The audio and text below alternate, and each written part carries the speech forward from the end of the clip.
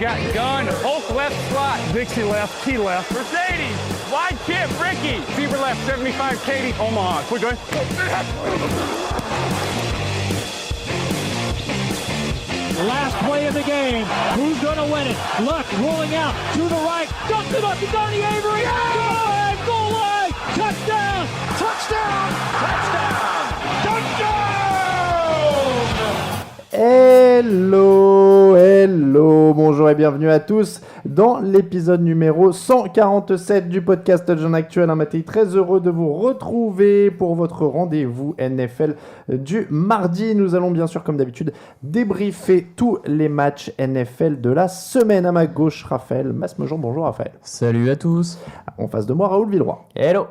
Le podcast qui vous est présenté comme chaque semaine par le Hard Rock Café Paris, soirée NFL tous les dimanches soirs au Hard Rock Café avec le Red Zone notamment et un écran géant. N'hésitez donc pas à aller y faire un tour. On salue évidemment Camille Sarabène, notre ingé son qui n'est pas là aujourd'hui, ce qui pourra éventuellement expliquer la qualité un peu plus médiocre du son puisque c'est moi qui suis aux manettes. Que je ne suis pas toujours le meilleur à ce niveau-là. Au programme de cette semaine, nous allons parler des Eagles qui chutent, des Panthers qui s'enfoncent et des Cowboys qui continuent d'étonner.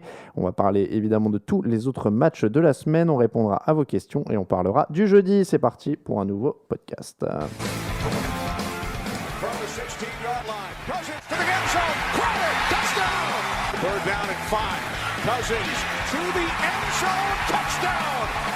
You like that? You like that?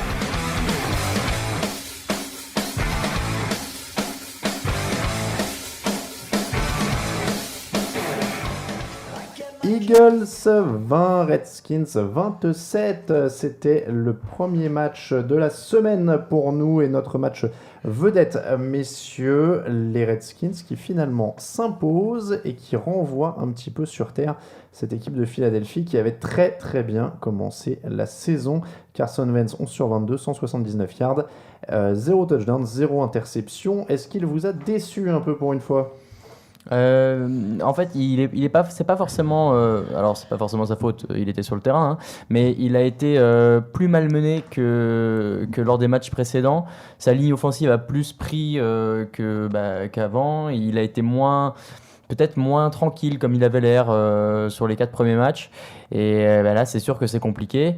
Après, il y a ce remplacement dans la ligne offensive. Raphaël a beaucoup dit le nom que moi tout à l'heure, donc je vais le laisser redire le nom du tackle gauche. Ouais, c'était pas facile pour lui. Maintenant, bon, on sait de quoi il est capable. C'est un match qui est perdu. Ils peuvent encore rebondir.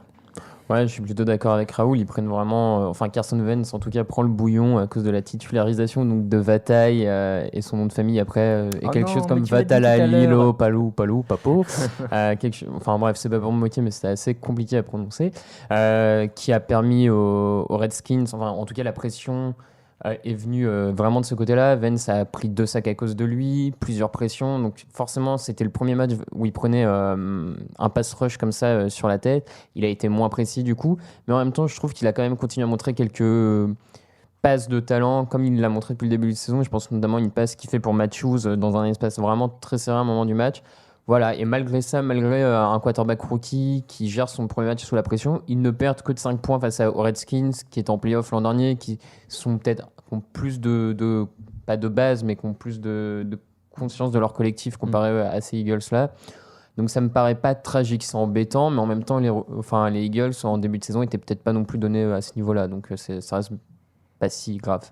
Et puis, des Redskins qui ont plutôt bien joué, notamment au niveau de la ligne offensive. Ouais, et le jeu au sol qui continue de porter Washington. Matt Jones, il est déjà à 433 yards au sol et surtout il est à 4,9 yards par moyenne en portée.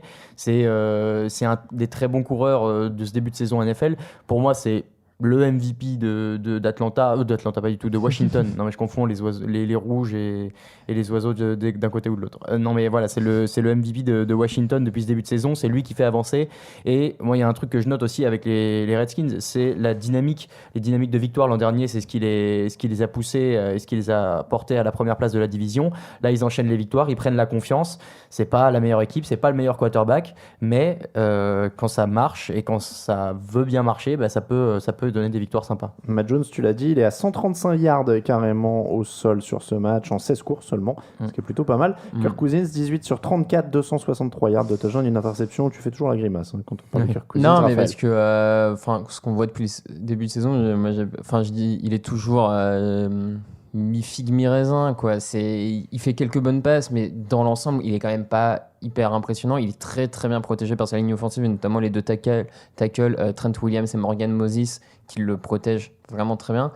Il est aidé, comme vous l'avez dit, par Matt Jones. Donc pour le moment, ça passe, et ça peut même suffire pour aller remporter cette NFC Est. C'est pas impossible, et aller en playoff. Mais je trouve que Kirk Cousins montre que les Redskins, à mon avis, vont encore se poser la même question à la fin de l'année, quoi. Ils lui ont posé l'an dernier le franchise tag pour le garder un an de plus et voir ce qu'il allait prouver. À la fin de l'année, ça risque d'être un peu... il n'a pas progressé par rapport à l'an dernier. Il n'a pas régressé, mais il n'a pas progressé.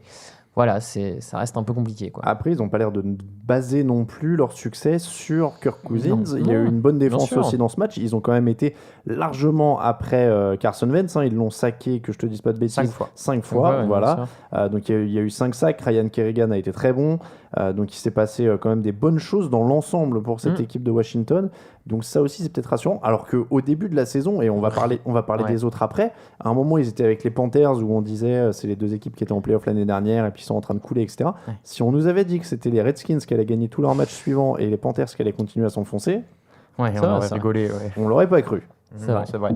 Un truc qu'on n'a pas noté, c'est les Eagles, ça fait 2 fois qu'ils prennent plus de 110 yards de pénalité en 2 matchs. C'est compliqué en NFL quand tu prends autant de yards de pénalité d'aller gagner, quand tu perds de si peu comme ça, et que c'est surtout c'est la défense la défense et les équipes spéciales de Philadelphie qui les ont maintenus dans le match à la mi-temps. Donc l'attaque a calé et c'est pas fait aider par toutes ces pénalités. 27-20 en tout cas, ça fait qu'un seul touchdown d'écart, alors que les Eagles ont gagné seulement 239 yards quand même, alors qu'en face il y en a eu 493. C'est sûr, donc c'est vrai que dans les faits ils n'ont pas été très éloignés. Et ça, c'est pas non plus un match terrible, j'ai envie de dire. Non, c'est pas terrible, non. C'est que les Redskins aussi, c'est ça qu'il faut noter, c'est que s'ils avaient joué une équipe en forme en ce moment, ils auraient peut-être été un peu plus largués. Après des équipes en forme en ce moment. Ouais, voilà, mais des équipes en forme en ce moment, elles peuvent toujours perdre un match aussi, donc bon. Ça, c'est un autre débat, mon cher Raphaël. C'est un autre problème, la qualité générale de la Ligue. Saints 41, Panthers 38. On va enchaîner avec ce match. Et là, par contre, les Panthers s'enfoncent. Victoire dans les derniers instants. Les Saints menaient assez largement. Et puis finalement, les Panthers sont revenus. Il a fallu attendre un field goal de 52 yards à 11 secondes de la fin pour que New Orleans l'emporte. Dans l'ensemble, ça reste quand même très mérité. Oui, très mérité parce que les Saints cette année, mais comme souvent, ont une très bonne attaque aérienne et que les Panthers, étonnamment depuis le départ de Josh Norman, on va peut-être y revenir un peu là-dessus, mais c'est les portes ouvertes derrière et voilà, là tout le monde vient et fait ce qu'il veut. La semaine dernière c'était pareil, la semaine d'avant aussi, donc il y a toujours un bon front seven, mais après il n'y a plus rien. Raphaël, tu ris parce que tu trouves que Norman est surcoté ou parce que tu trouves qu'il vraiment il manque? Non, il n'est pas surcoté, d'accord, il fait une bonne saison du côté de Washington. Maintenant, pour moi, tu ne peux pas expliquer la débâcle de la défense des Panthers juste à cause de l'absence de Josh Norman. Il y a d'autres facteurs et je pense notamment à la faiblesse à l'heure actuelle, pour le moment en tout cas, de la ligne défensive. On avait l'an dernier des joueurs comme Ely ou Kawan Shorts qui s'étaient montrés très très bons et qui cette saison disparaissent complètement. Je pense à Shorts, l'an dernier il fait une saison à 11 sacs, pour le moment il en est qu'à un seul à quasiment mi-saison. Ely pareil, il avait fait 5 sacs la saison dernière, il sortait en rotation, il en profitait, là il est titulaire, il s'en sort pas. Et voilà, je pense que une ligne défensive qui n'est plus capable d'apporter la pression, avec derrière 2 cornerbacks effectivement rookies pour le coup. Et quand on voit d'ailleurs le meilleur sacker pour le moment des Panthers, c'est Trey Boston, leur safety, ça montre aussi qu'il y a un problème. Et je pense que voilà, la ligne défensive n'arrive plus à apporter de pression et du coup les cornerbacks sont plus exposés que ce qu'ils n'ont été l'an passé. Et comme en plus il n'y a plus leur meilleur cornerback, c'est encore la faiblesse devient plus criante, je pense. Oui, c'est vrai qu'il y a très peu de sacs. Il y a seulement un sac dans ce match, un demi pour Charles Johnson et un demi pour Addison. Du côté des Panthers, c'est vrai que ça c'est quand même un gros déficit par rapport à leur jeu d'avant. Et puis leurs cornerbacks se sont quand même fait assez violenter par Drew Brees sur ce match. Brees, il termine quand même avec une fiche de 34 sur 49, 465 yards, 4 touchdowns et une interception. C'est une machine, quoi. Brandon Cooks est à 173 yards, Thomas à 78, Flinner à 74, un touchdown chacun. Enfin, encore une fois, ça continue de dérouler dans les airs pour New Orleans. Mais c'est vrai que la nouveauté, c'est quand même ça, c'est que cette défense des Panthers et continue d'encaisser des yards. Ils en prennent 523 dans ce match. Ouais, c'est beaucoup trop. Et pourtant, il y a des très bons joueurs sur le papier dans cette défense.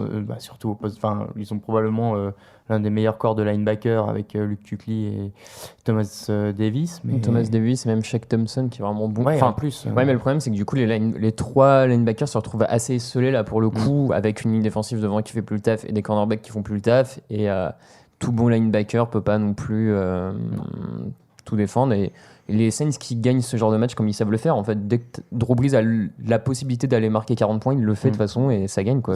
Si le match est serré et qu'il a le dernier ballon. Ouais, c'est ça. Ouais, c'est ça. En fait, l'erreur des Panthers, c'est peut-être d'avoir marqué ce touchdown à 2 minutes 30 de la fin. S'ils avaient pu manger un peu le chronomètre sur la fin du match pour l'empêcher de remonter, ça aurait pas été après, mal. ils reviennent de tellement loin au score. Ouais, je comprends aussi la volonté de marquer, de se dire, bon, allez, c'est bon, quoi, on revient à égalité. Ouais. Je comprends aussi. Hein. Ça aurait été quand même dur de dire on marque pas. Non, mais pas marquer, mais il y a toujours moyen de manger un peu le chronomètre, normalement. Mais bon. Ils sont pas vraiment dans la gestion en ce moment. Non, je pense pas que ce soit. C'est pas trop le mot d'ordre. Alors, Cam Newton, dans ce match, est-ce qu'on s'inquiète pour lui Pas très précis de loin, 1 sur 7 sur les passes de plus de 20 yards. Mais au total, 27 sur 47, 322 yards, 2 touchdowns, une interception et pas beaucoup de yards au sol. Un seul yard au sol pour un touchdown. Ouais, après, la défense des Saints, c'est quand même pas non plus la référence cette saison. Non, et ils sont entre guillemets limités à 406 yards. Ouais, c'est ça. Ils progressent quand même beaucoup. 3 sur 11 sur 3e. Il a quand même pas énormément. Enfin, ils finissent à plus de 30 points, plus de 400 yards. Dans beaucoup de matchs NFL, ça te suffit à gagner quand même. Enfin, ils ont peut-être raté leur début de match. Ouais, ils prennent du retard à l'allumage et en même temps, sous pression en attaque, ils arrivent à remonter. Je sais pas, j'aurais du mal quand même sur ce match-là jeter la pierre à l'attaque, personnellement. Aussi. On ne jette pas la pierre à l'attaque. Alors dans ce cas-là, Jonathan Stewart est revenu, il a marqué 2 touchdowns, il a gagné 85 yards. Donc c'était quand même... Et Greg Olsen est toujours... Greg Olsen est toujours Greg Olsen, en effet. Ouais. Dallas Cowboys 30, Green Bay Packers 16. Oui, on reparle encore des Cowboys fringants, puisqu'on en avait parlé la semaine dernière. Mais il faut dire qu'ils nous donnent quand même toutes les occasions de le faire. Et c'est quand même peut-être la plus belle surprise de ce début de saison, non ? Dans une NFL qui est un peu terne, avec pas mal d'équipes un peu moyennes. Ouais, je suis plutôt d'accord. Tu vois, autant je suis pas monté dans le wagon fan Dak Prescott, on va dire. J'y adhère pas encore, mais clairement, je trouve que c'est une belle surprise parce que les Cowboys arrivent à être portés par ce duo de rookies avec notamment Ezekiel Elliott, qui a une moyenne de 5,6 yards par portée, ce qui est vraiment énorme, qui a plus de 700 yards, qui a plus de 100 yards d'avance, pareil sur LeSean McCoy, qui est le deuxième en termes de yards parcourus cette saison. Voilà, ils sont portés, il se passe quelque chose autour de cette équipe. Rod Marinelli, le coordinateur défensif, à mon sens, reste un magicien parce qu'il fait avec les blessures, les suspensions, il arrive à sortir une défense plus que correcte avec un Maurice Cleveland, par exemple, qui progresse d'année en année sous ses entraînements. Donc, moi je t'en rejoins, c'est vraiment la belle surprise quand même. Alors, je sais pas si c'est la plus belle surprise parce qu'il y a aussi quelques satisfactions du côté de Minnesota, mais en tout cas, oui, il y a. C'est quand même encore un level au-dessus. Si on t'avait dit au début de la saison avec Prescott, ils seront à 5-1. Mais moi, je peux pas faire genre parce que j'ai toujours dit que je pensais que ça marche. Alors, même en y croyant, tu te disais ils seront à 5-1 et ils auront battu les Packers à Lambeau Field en 6e semaine. Alors, non, justement, c'était le match que je les voyais pas prendre, le match face aux Packers. Je me suis dit, en début de saison, tu pouvais pas savoir. Maintenant, la semaine dernière, tu vois, moi j'avais pronostiqué les Cowboys et les Packers sont quand même un cran en dessous de ce qu'on attend d'eux et de ce qu'ils sont capables de faire chaque saison. Aussi, les Packers et Aaron Rodgers, on va en parler aussi. Mais donc oui, c'est une super bonne surprise et c'est super sympa parce que c'est quand même l'équipe la plus populaire des États-Unis en théorie. C'est une franchise mythique et t'as cette histoire de deux rookies qui portent le truc. c'est une vraie histoire américaine. C'est toujours sympa de voir les Cowboys, alors moins pour Raphaël parce que les Giants, mais je trouve ça toujours bien de voir les grandes franchises réussir, même si des fois il faut des surprises. Mais par exemple, de la même manière, parce que c'est pas du tout pour dire les Cowboys ou quoi que ce soit, de la même manière que c'est triste de voir les 49ers si bas. C'est même pas pour pro Cowboys ou quoi que ce soit, c'est sympa de voir les 49ers réussir ou de voir les Cowboys réussir. Ou les Raiders. Ou les Raiders réussir, voilà, des franchises un peu historiques comme ça. Donc moi je trouve ça, encore une fois, c'est pour ça que je trouve que c'est vraiment une super surprise. Et puis tu le disais, cette histoire des deux rookies, Prescott là du coup qui vient de battre le record de passes tentées par un rookie sans interception avant d'en lancer finalement une. D'ailleurs il y a une photo, je crois que quelqu'un m'a envoyé ça sur Twitter que Brett Favre Brett Favre a mis la main sur l'épaule de Prescott avant le match et comme par hasard c'est ce jour-là où il a sa première interception. C'est sûr, c'est lui. Allez comprendre. La malédiction. Mais je pense qu'il l'aime bien parce qu'il vient de Mississippi State et du coup Brett Favre, tout ce qui vient du Mississippi, good old boy, oh yeah, truck barbecue and all that, tu vois. Donc c'est un peu son délire. Je pense qu'il préfère ça à Aaron Rodgers au fond de lui. Donc, peut-être. Ouais. C'est possible, il y a un livre qui est sorti, j'ai plus le nom, je crois que c'est Gunslinger. Gunslinger qui raconte l'histoire de Brett Favre avec des passages assez croustillants sur l'arrivée à Green Bay d'Aaron Rodgers. Hein. Ouais, moi j'ai lu les passages sur son année rookie parce qu'on l'oublie, mais à Atlanta où il lance que 4 passes sur son année rookie. C'est vrai. Avec des anecdotes sur pas vraiment sur lui, mais sur Atlanta à cette époque-là. Et alors les gars, l'équipe des Falcons, c'était quelque chose. Ça devait être rock'n'roll. Mais du coup, moi, je vous la mettrai sur le site. Je voulais prendre le temps d'écrire l'article, mais il y a un passage donc, sur la saison rookie d'Aaron Rodgers où ils expliquent comment les relations sont exécrables, comment Favre se moque de Rodgers en permanence, essaye tout le temps de lui foutre la honte, etc. Mais comment Rodgers aussi, à lui, était hyper maladroit et comment apparemment il était hyper arrogant et tout ça. Parce qu'apparemment, je vous fais un spoiler de l'article qui sera sur le site, mais apparemment, un matin, Rodgers arrive au petit-déj, première fois qu'il voit Brett Favre, et donc il y va, il lui tend la main, il lui fait « What's up, old man ?» D'accord. Voilà. Salut le vieux.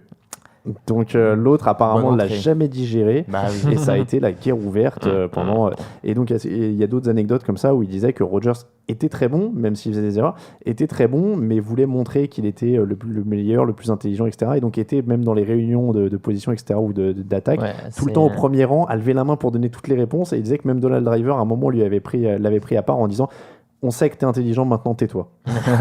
donc ouais, ça avait l'air d'être assez rock'n'roll. Le bouquin est assez prometteur. C'était la petite aparté littéraire avec Bernard Pivot. Donc voilà, en tout cas, parlons d'ailleurs d'Aaron Rodgers. Ça devient inquiétant. Il y a beaucoup à dire. Il a été vraiment très mauvais sur ce match. Je pense notamment à cette passe dans la end zone qu'il envoie sur Randall Cobb qui est 10 cm au-dessus, mais même pas 50 cm au-dessus de Randall Cobb, alors que normalement ça doit faire touchdown et qui a le potentiel pour Green Bay à ce moment-là de revenir à quelque chose comme 20-13, en tout cas à une possession et non un field goal comme ils vont faire derrière. Il y a ce fumble sur les 1 yard. Il y a beaucoup de lancers vraiment mauvais. Clairement, ça fait 2 matchs, ça fait pas mal de temps qu'il est mauvais. Ouais. Depuis le début de la saison, il est inquiétant. Là, en plus, il lance pas très précisément, mais ses receveurs droppent un petit peu aussi.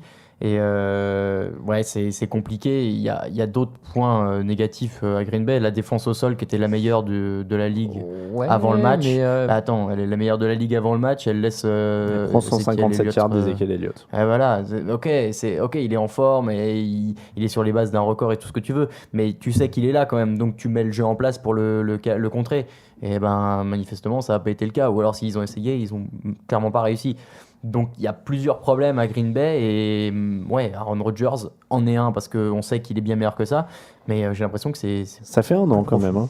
Moi je trouve que du coup là on enlève ce qui est le problème principal à mon sens de Green Bay cette saison, et alors là encore plus sur ce match, c'est Aaron Rodgers parce que je suis désolé mais cette équipe de Green Bay ne peut être porté que par Aaron Rodgers et c'est comme ça qu'ils vont au Super Bowl. Il y a aussi un peu de coaching, on l'avait déjà dit. Il y a un peu de coaching, mais alors effectivement il y a du coaching. Mike McCarthy a plein de problèmes et son attitude de toute manière en conférence de presse prouve qu'il y a un problème. Maintenant quand Aaron Rodgers lance 50 cm la balle au-dessus de Randall Cobb dans la end zone, c'est pas Mike McCarthy, tu vois, sur ce coup-là on peut pas non plus lui reprocher, c'est pas lui qui fait le fumble sur les 1 yard. Moi je suis d'accord, il y a quelques problèmes dans cette équipe, mais encore une fois, il avait beaucoup de temps pour lancer, sa ligne offensive l'a bien protégé, oui, ses receveurs droits. Le problème, c'est qu'il y a 1 an et demi, Aaron Rodgers, malgré tout ça, malgré déjà une défense qui était vieillissante, qui était pas aussi bonne, etc., Aaron Rodgers portait son équipe. Or, il porte plus son équipe, et donc une équipe à moitié bien construite comme ça, s'il n'y a plus Aaron Rodgers, et c'est pour ça que pour moi, il est pas fondamentalement le problème de cette équipe, mais actuellement les Packers peuvent pas viser plus loin tant que Rodgers revient pas au niveau, quoi. Et après, il faudrait pas qu'il y ait le syndrome Brett Favre entre guillemets, où justement à une époque il était intouchable et c'était jamais de sa faute, même quand il lançait des camions d'interception et qu'il faisait n'importe quoi. Faut quand même qu'il y ait une remise en question. Faut pas que ça devienne un bis repetita de cette ambiance là. Mais c'est quoi la solution, parce qu'il n'y a pas grand monde derrière, hein. Ah non, mais pas de bencher Rodgers ou quoi que ce soit. ouais. Mais ça passe aussi par les coachs de responsabilité. Moi, c'est pour ça qu'il y a un peu de truc de coaching. C'est quand tu dis que Mike McCarthy le défend, etc. Un Belichick, il rentre dans Brady comme il rentre dans les autres. C'est vrai. Ils se parlent honnêtement. Il y a des trucs qui vont pas, ils se le disent. Non, et c'est sûr, quand on rentre dans cette attitude-là où non, mais lui, c'est notre star, il n'y a pas de souci. Voilà. Et remarque très bonne que j'avais entendue sur le podcast Around the NFL, où il disait aussi que Rodgers avait peut-être pris des mauvaises habitudes ces dernières années à justement tout le temps lancer sans être sur ses appuis, en course, etc. Exactement. Et que maintenant qu'il est mieux défendu, il a presque du mal à prendre position. Et ça s'est vu vachement bien déjà le match contre les Giants la semaine dernière, qu'il l'avait bien bloqué comme ça, mais alors là encore plus les Cowboys, où justement Rod Marinelli, le coordinateur défensif, s'est contenté d'envoyer 3-4 joueurs seulement rusher sur Aaron Rodgers et couvrir tout le reste des receveurs avec 7-8 joueurs. Et en fait, Aaron Rodgers, du coup, comme il n'avait pas la pression, il partait pas en courant. Et sur ses appuis, il n'arrivait pas vraiment à trouver de receveurs. Parce qu'en fait, ce qu'il faisait, une de ses grandes forces, c'était aussi l'improvisation et être capable de lancer, de faire changer la route à son coureur, parce qu'il se mettait à courir et changer d'angle de passe, et les passes à travers terrain en diagonale. Il le fait plus. Donc, Et pour conclure, quelqu'un m'a dit sur Twitter, il est moins performant depuis qu'il est avec Olivier Munn. Coïncidence pour l'interrogation. Je dirais que si tu as déjà gagné un Super Bowl et qu'en plus tu es avec Olivier Munn, tu as le droit de prendre ta retraite sur le champ. Donc c'est déjà très bien qu'il continue à jouer au football. C'est sport, honnêtement, moi je serais déjà parti à sa place. Donc je vais pas le blâmer pour ça.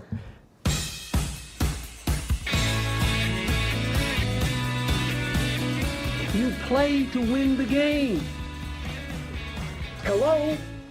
You play to win the game. You don't play to just play it.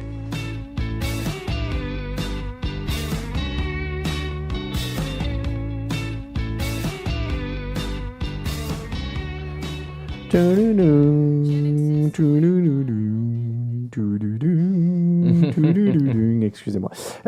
Donc nous en étions où? Bills 49ers, parce que oui, nous allons parler grosse défense et jeu au sol. 45-16 pardon, pour les Bills. 45-16. Colin Kaepernick était de retour aux commandes de l'attaque de San Francisco. Ça n'a pas changé grand chose. En face, ça a couru et encore couru. 140 yards pour le Sean McCoy avec 3 touchdowns, 68 yards pour Taylor, 60 yards pour Gillislee, et au total ça fait donc 312 yards au sol pour cette équipe de Buffalo. Et je crois que Joachim, qui nous fait les résultats des pronostics, m'a précisé dans le mail que c'était le plus gros total au sol depuis 315 yards pour Atlanta dans les années 90-92, si je dis pas de bêtises.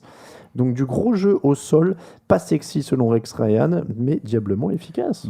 Pas sexy, ça dépend ce qu'on aime. Moi j'aime bien ce genre de course un peu folle. Il y a quelques belles courses de LeSean McCoy qui, franchement. Attendez, ça fait combien de semaines que je vous dis, et même depuis l'an dernier que je vous dis, que je veux que les Bills soient l'équipe NCAA de la NFL avec que des read options et des courses du quarterback de tout le monde, et qui gagnent 300 yards au sol par match et qui gagnent comme ça. Voilà, bim. Oui, parce qu'ils savent défendre. Mais... Ouais, alors ils savent aussi défendre, ça c'est sûr. Il y en a qui savent défendre. Voilà, on voit la mauvaise langue, Alabama, tout ça. Il y a des c'est équipes dur qui quand défendent. une équipe classée joue une équipe inconnue, ils défendent. Ils défendent, oui. Il y en a qu'une qui défend dans ce cas-là, mais. Ça fait le même score, 40-16. Tu savais, alors on va quizer Raphaël sur la NCAA, mais tu savais qu'il y a une mercy rule en NCAA, c'est-à-dire que quand le score est beaucoup trop élevé, les coachs peuvent se mettre d'accord à la mi-temps pour terminer le match plus tôt. Sur le score de non, mi-temps, ils enlèvent genre 3 minutes à chaque carton, tu vois, ils définissent qu'ils ils enlèvent 3 minutes de carton qui restent. Je sais plus combien de minutage, parce qu'il y a eu un 78-0, tu vois, au début de la saison comme ça, où je crois que c'était Michigan qui avait réduit, où ils avaient réduit la fin. Ouais, ils utilisent la mercy rule, mais c'est pareil, c'est pas souvent.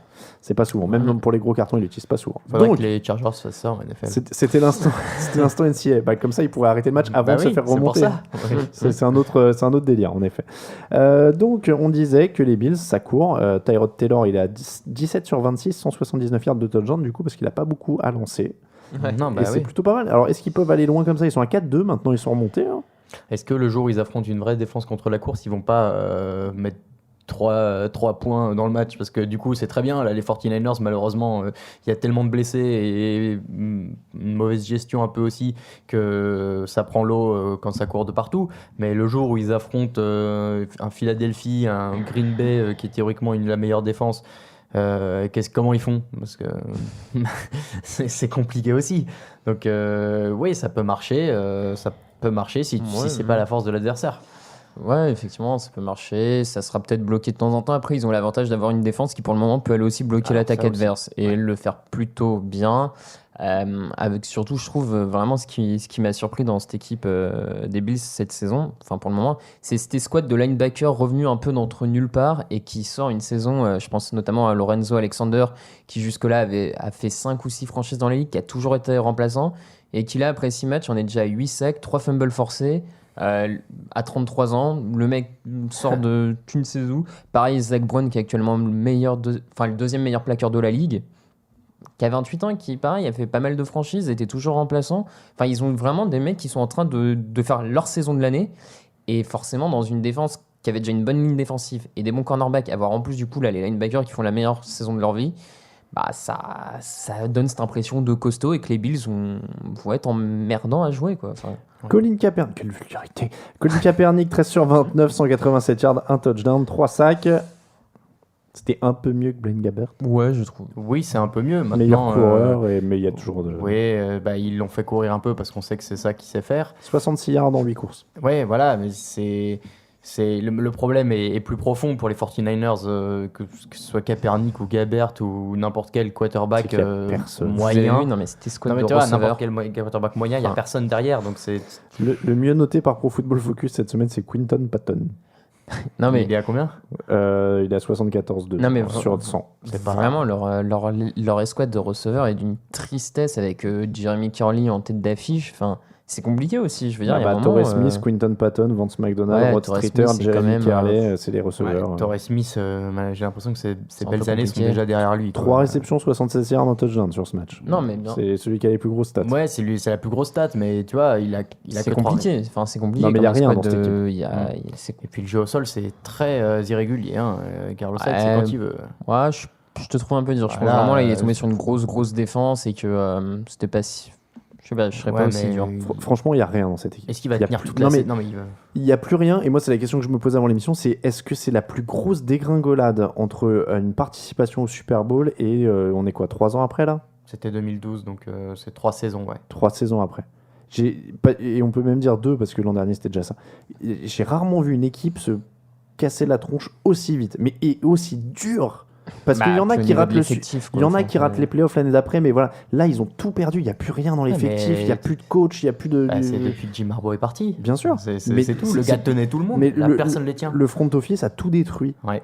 Ouais, je pense surtout le front office. Oui, oui, ouais, mais c'est sûr, c'est une entreprise Ouais, de ouais. démolition du Mhm. front office qui est... En fait, quand tu regardes là, il n'y a plus rien dans cette équipe. Alors que quand ils vont au Super Bowl, tu te dis, waouh, il y avait Frank Gore qui était quand même encore limite pro bowler à La ligne l'époque. offensive était très Il y bonne avait avec une ligne McHugh offensive, Patty. il y avait des receveurs, il y avait Crabtree, bon alors il était ce qu'il était, mais il y avait Boldin qui était là. Derrière, il y avait une escouade de linebackers de rêve, il y avait des mecs sur la ligne, même un peu sur la ligne défensive, il y avait des trucs. Là, il n'y a plus rien. C'est juste... Bah, il y a eu cette année maudite où tout le monde a pris sa retraite ou s'est blessé toute la Ouais, saison en c'est- défense, et ça depuis ils t'a ne sont aidé, pas quoi. relevés, quoi.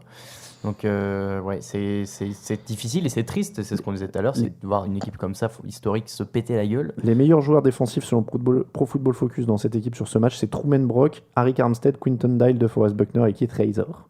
Beaucoup de rookies ou de Voilà, très jeunes d'ailleurs. C'est donc, vraiment. Bon.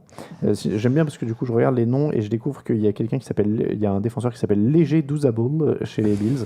Et ça rentre dans mon top des noms les plus sympas avec Joel Bitonio et Richie Incognito, évidemment, qui tiennent évidemment le haut du pavé. Chiefs 26, Raiders 10. Les Raiders retombent sur terre et j'ai envie de dire. C'est presque, fallait peut-être s'y attendre en fait, et Raphaël regrette de ne pas avoir parié sur les là, Chiefs. franchement, Parce que finalement, on ne peut pas encore faire tout à fait confiance aux Raiders pour régler ce qu'ils doivent régler. Ouais, Ils se sont fait démonter au sol, pas par Jamar Chase, mais par Spencer Ware, ouais. parce que c'est plus original. 131 yards au sol pour lui avec un touchdown. Ils avaient ouvert le score, les Raiders. Ça a été serré jusqu'à la pause, on va dire, et puis ils n'ont plus rien fait en deuxième mi-temps. 0 point. Avec un touchdown de Don Taripo d'ailleurs, le defensive Ouais, tackle. ça au sol. j'adore. Mais il l'avait déjà fait Big l'an man dernier. alerte. Ouais. Il avait déjà fait face aux Chargers l'an dernier, mais c'est toujours marrant de voir les gros il est defensive linemen rentrer dans le tas. Il est costaud. Don Non, mais Taripo. ce qui est un peu embêtant, j'allais dire, du côté des Raiders, c'est quand même, depuis le début de la saison, cette défense, enfin, le coordinateur défensif, Ken Norton Jr., ancien, notamment coach des linebackers à Seattle, on voit pas vraiment où il est en train d'amener cette défense. Il a été nommé cette saison et je trouve la saison, enfin c'est hyper décevant. Khalil Mack, alors il a été repositionné à cause cette saison en right end maintenant ou left end, je confonds toujours par rapport à la taille du truc du terrain. Passons. Selon l'âge du capitaine. Ouais. Enfin, il a été repositionné, il a du mal. Bruce Irvin, qui était arrivé un peu aussi à l'intersaison, est pas très bien utilisé. Il couvre les tight ends, mais il s'en sort pas très bien. Enfin voilà, Reggie Nelson apporte pas ce que Charles Woodson en vétéran apportait l'an dernier encore. Voilà, c'est une et malheureusement cette défense elle encaisse encore beaucoup de yards. Et l'attaque, l'attaque sur ce match, c'est pas était dans un jour sans, mais ça peut lui arriver. Jusque ce début de saison, c'est elle qui tenait l'équipe. Et le problème, c'est que pour moi, et c'est pour ça que j'ai pas trop confiance en ces Raiders, c'est que la défense tient rien du tout encore.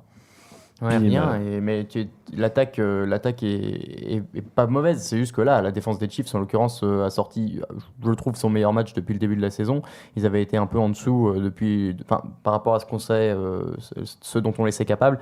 Et là, sur celui-là, ils se sont réveillés. Bon, les Raiders n'ont pas trouvé la solution. Maintenant, il y a quand même eu des bonnes choses. Je pense surtout à la fin de la première mi-temps, il y a eu une très belle gestion du chronomètre où, en 45 secondes, ils arrivent à revenir à portée de field goal, à spiker la balle à 1 seconde de la fin. Et il y a quand même un peu de maîtrise, même si ça va pas au bout. Alors on s'inquiète pas, ils sont pas redevenus les Raiders, ça va pas. Non, parce qu'ils ont vraiment trop progressé oui, pour retomber trop bas. Enfin, j'espère pour eux, ce serait terrible. Je pense pas non plus. Ils ont bien progressé, ils ont l'air d'être un peu plus cadrés. Avant c'était un peu rock'n'roll avant quoi. Alors en tout cas, il y en a un qui change pas, c'est Alex Smith qui a super bien Alex Smithé.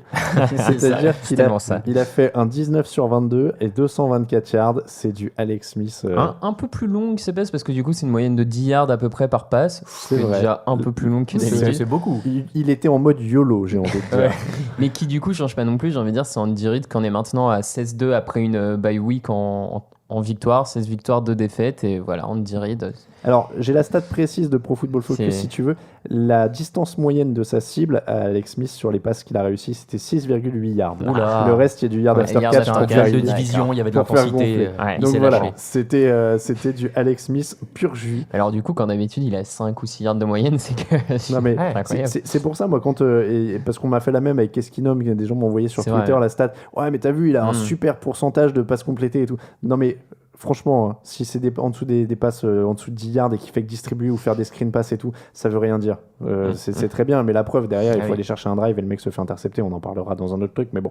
Les Steelers, on va passer aux Dolphins. Steelers, si j'arrive à retrouver le score, ça fait 30-15 pour Miami. Et ça aussi, c'était une petite surprise, parce que c'est même une grosse surprise d'ailleurs.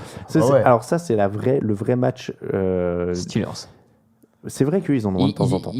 Franchement, si tu regardes chaque saison, ils vont en planter un ou deux comme ça contre une équipe facile, et ce qui leur a coûté ces derniers temps pas mal de fois une place en play-off et en wildcard, parce que les types font un match...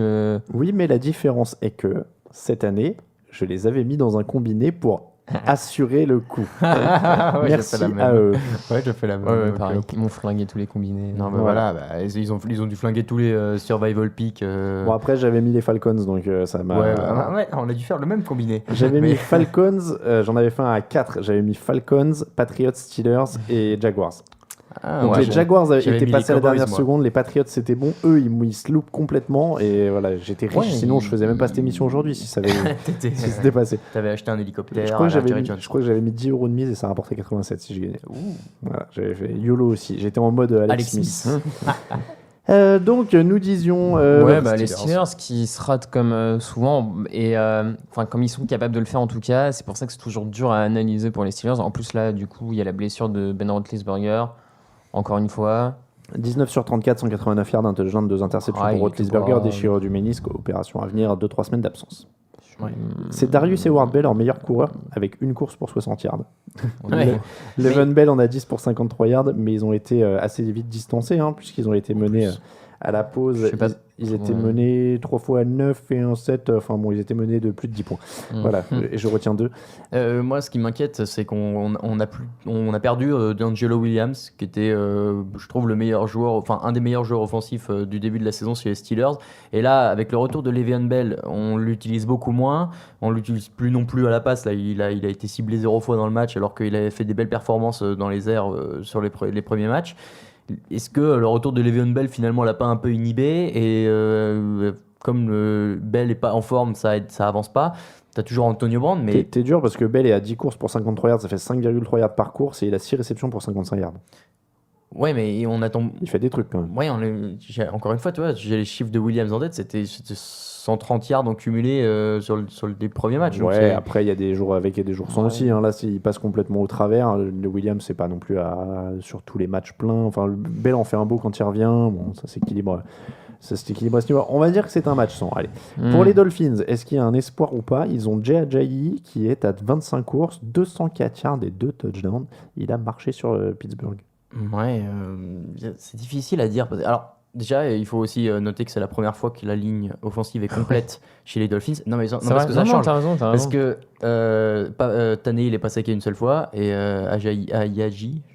C'est Ajayi, ouais, à chaque fois j'ai envie de dire d'abord Ajayi. un Y après. Ajayi court de 100 yards, il est aidé par cette ligne aussi. Maintenant, est-ce que c'est suffisant? Est-ce que c'est vraiment les Dolphins qu'on a vus ou alors c'est les Dolphins survitaminés en mode fire? Je sais pas. Disons qu'ils peuvent peut-être essayer de trouver un entre-deux. Je sais que c'est compliqué en NFL de trouver un entre-deux entre la nullité totale et un match en feu, mais s'ils pouvaient. Mais je pense qu'ils sont pas tout le temps à ce niveau-là, mais ils sont quand même plus proches de ça. C'est un peu ce qu'on attendait quand même avec une équipe qui devait progresser avec beaucoup de jeunes. Adam Gase en coordinateur offensif et puis quand même des joueurs défensifs bons à Sur tous le les papier, étages, ouais. sur le papier en tout cas, à tous les étages quand même. Donc c'est ce qu'on attendait d'eux. Espérons que ça continue quoi. Et un petit clin d'œil à la newsletter de NFL UK qui a quand même trouvé un moyen de titrer cette semaine. London-born Jay Ajayi, breakups, 200 yards, machin. Très très bien vu le London-born. Il faut que tu trouves un joueur qui est né dans ton pays et bim, c'est ton chouchou. Donc petit appel, si vous trouvez dans la base de données de la NFL un joueur qui est né en France, ça devient notre nouveau joueur préféré. On fait ses stats toutes les semaines. Tu vois, un truc du genre Montélimar-Born, Joël Bitonio. Alors là, si Joël Bitonio il est né à Agen ou un truc comme ça, je suis refait. Donc, on le fait passer dans l'émission si c'est ça. mais là, il faut que. Bon, voilà. Mais non, mais sérieusement, il faut qu'on trouve un joueur comme ça qui est né en France. Comme ça, on dira, il est un peu français. S'il gagne le titre, c'est un peu le nôtre aussi. Hein. Tu sais, comme font les commentateurs quand il y a les championnats du monde d'athlétisme, que tous les mecs de français sont battus. Ils font, lui est francophone. Oh, c'est une victoire morale pour la France. Il s'est entraîné à Nice entre 2002 et 2003. Alors il est un peu français. Tu vois ce que je veux dire? Il faut qu'on trouve un mec comme ça. On passe au reste de la semaine. My name is Miles Jack, linebacker for the Jaguars. Hi, London. This is Dante Fowler, the defensive end from the Jacksonville Jaguars. I love London. I love you guys. You guys are beautiful. To our fans in France, this is Jalen Ramsey from the Jacksonville Jaguars.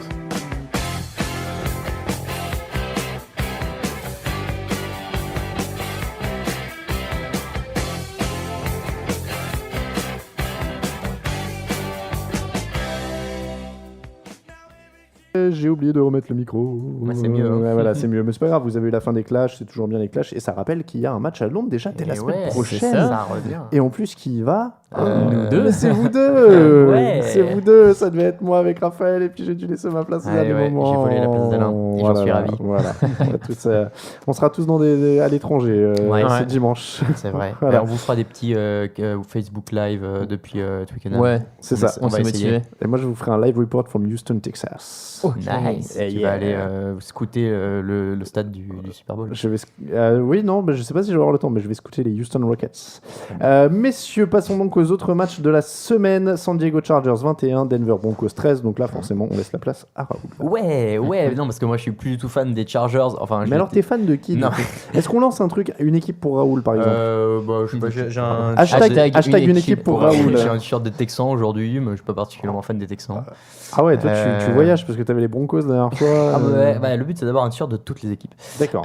Pour revenir sur ce match. Après, ils avaient un très beau maillot. Oui, et ça, je suis d'accord. J'ai lu quelque part que la même couleur sur tout l'uniforme, c'était pas terrible. Moi, je trouve ça plutôt mignon. Moi, ça m'allait. Oui, c'est bien. En l'occurrence, la couleur est belle. Maintenant, si la couleur est moche, la même couleur sur tout le Alors, c'est très bien. Sinon, Christina Cordula, passons sur la suite. Non, ma chérie. Oui, le match en soi. Finalement, c'est un peu ce qu'on avait dit. C'est que si la défense de San Diego arrive à aller casser Siemian et à lui casser les pieds. Ça peut suffire. En l'occurrence, Philip Rivers reste quand même Philip Rivers et reste capable de faire des très belles choses. Bon, j'ai peur que ce soit juste un coup d'éclat aussi, malheureusement. C'est que là, pour une fois, ils n'ont pas craqué en fin de match. Ils n'ont quand même pas été hyper loin. Non.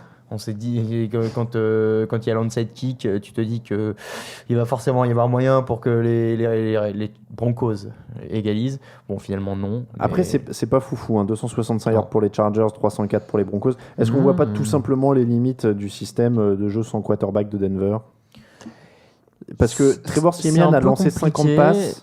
Je suis d'accord, ça montre quand même que c'est limité et que c'est pas ce qui est de plus serein pour aller gagner un Super Bowl. Maintenant, je pense qu'un des vrais impacts là-dessus, ça peut être quand même le fait que Gary Kubiak n'était pas là pour coacher aussi. Et que c'est quand même lui qui appelle les jeux offensifs à Denver. C'est vrai. L'impact de Kubiak qui avait montré, en tout cas, qu'en tant que appeleur de jeu offensif, il s'en sort pas trop mal depuis qu'il est chez les Broncos. Peut-être que ça a pu avoir un petit impact sur Trevor Siemian, moins serein dans la poche, etc. Alors, à mon avis, il est aussi pas fait pour lancer 50 passes. Parce que 30 sur 50, 50 passes pour 230 yards gagnés, ça me paraît un ratio pas tout à fait avantageux pour lui. Non, avec un seul touchdown. Au moins, il n'a pas eu d'interception sur 50 passes. Ça aurait pu être bien pire. Mais moi, ça reste ma crainte. C'est-à-dire qu'on stoppe le jeu au sol, on force Siemian à lancer, et c'est pas top.